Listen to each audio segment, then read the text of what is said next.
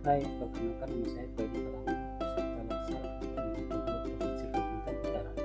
Di sini saya akan memaparkan mengenai analisis isu dan gagasan kreatif Smart Governance. Isu yang pertama, keterlambatan ASN dalam masuk kerja pada UPTD Bapenda Wilayah Malinau.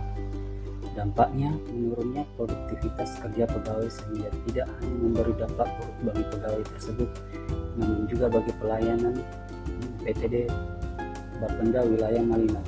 Pihak yang terdampak instansi. Isu yang kedua, timpangan beban kerja yang tidak merata antara ASN.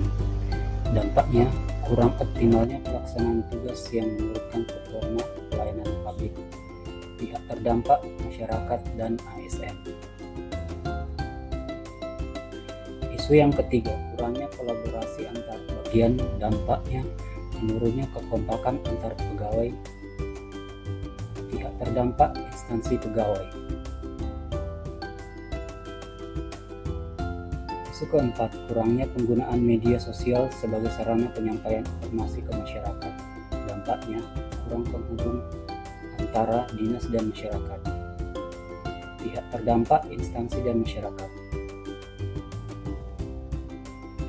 Isu yang kelima, kurangnya kesadaran ASN dalam merawat sarana dan prasarana kantor. Dampaknya kerusakan yang terjadi pada sarana dan prasarana milik negara. Pihak terdampak ASN itu sendiri dan pemerintah. Dan isu yang keenam, ASN pulang sebelum waktu pulang kantor yang ditentukan. Dampaknya membuat citra buruk ASN di antara masyarakat. Pihak terdampak instansi dan ASN itu sendiri. Untuk menentukan isu, sini saya menggunakan teknik lapisan isu, yaitu terdiri dari keterlambatan ASN dalam masuk kerja pada UPTD Bapenda Wilayah Malinau. Yang kedua, ketimpangan beban kerja yang tidak merata antar ASN. Yang ketiga, kurangnya kolaborasi antar bagian.